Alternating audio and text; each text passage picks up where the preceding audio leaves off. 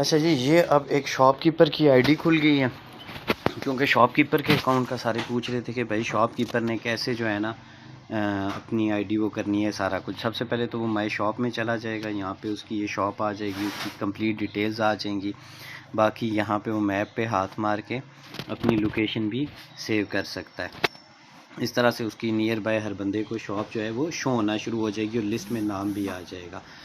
ठीक है, उसके बाद ये बार कोड स्कैनर है, अगर किसी को लिस्ट में उसकी शॉप नहीं मिल रही तो वो सिंपल यहाँ पे हाथ मारेगा, सेंटर में ये नीचे जो बड़ा आइकन बना है तो उसकी शॉप की डिटेल खुल जाएगी। वो QR अगले को दिखा के QR स्कैन करा लेगा।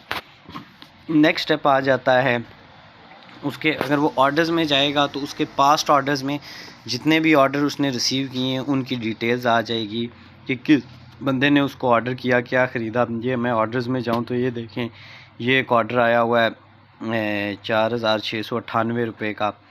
इसकी मैं मज़ीद डिटेल देखना चाहूँ तो यहाँ से इसकी मज़ीद डिटेल खुल जाइए। देखें 1040 का डब्बा था 3 लीटर का, इस पर उसको 13 पॉइंट रिसीव हुए क्योंकि कैश पेमेंट थी। इसी तरह ये ऊपर अगर मैं चला जाऊँ, इस पर हाथ मारूँ तो ये देखें 520 4 लीटर का डब्बा था, इस पर इसको 17 पॉइंट रिसीव हुए।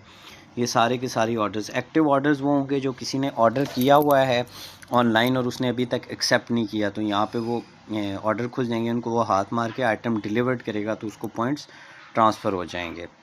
नेक्स्ट स्टेप ये आ जाता है कि वो अपने पॉइंट्स कहाँ से देखेगा, बैलेंस कहाँ से देखेगा और उनको आगे ट्रांसफ़र कैसे करेगा। तो सबसे नीचे देखें ऑर्डर्स लिखा है, सेल्स लिखा है, क्लेम लिखा है और वॉलेट लिखा है। अगर आप वॉलेट में चले जाएंगे तो उसके पास सारे का सारा जो है ना यहाँ पे उसका बैलेंस शो हो जाएगा। ये इसमें बैलेंस में वो पैसे शो होंगे जो अगर किसी ने उसको ऑनलाइन पेमेंट की है तो वो पैसे यहाँ पे शो हो रहे होंगे।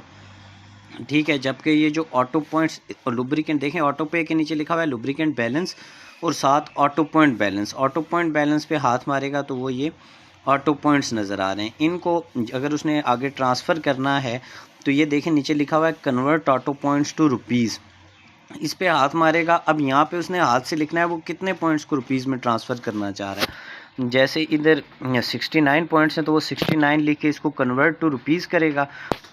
फिर आगे उसको एक OTP आएगा, वो OTP एंटर करेगा तो ये 69 रुपीज़ चले जाएंगे इसके लुब्रिकेंट बैलेंस में। ठीक है, और अब उसने डिस्ट्रीब्यूटर को पैसे कैसे भेजने, वो सारे पैसे लुब्रिकेंट बैलेंस में कन्वर्ट करके, ये देखें नीचे लिखा हुआ है स्टॉक क्लेम। स्टॉक क्लेम पे हाथ मारेगा तो यहाँ पे देखें ज़िक हाईटेक लुब्रिकेंट्स लिखा हुआ आ रहा है जो कि सप्लायर है।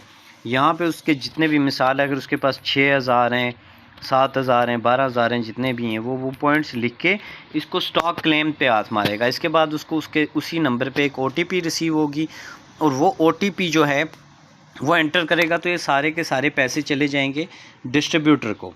ठीक है, मतलब कि इस तरह से उसने अपनी रिकवरी लगवा दी। उसका आगे वो स्क्रीनशॉट लेके या अपने सेल्समैन को भेज दे, डिस्ट्रीब्यूटर को भेज दे, TSO को भेज दे, ये उसके पास एक तरह की रिसिप्ट आ जाएगी कि उसने ये पैसे कंपनी को लगवा दिए हैं। अब आगे जो है डिस्ट्रीब्यूटर कैसे चेक करेगा कि उसके पैसे आए या नहीं, वो मैं नेक्स्ट वीडियो में बना के वो भी अपलोड कर देता हूँ थोड़ी देर तक।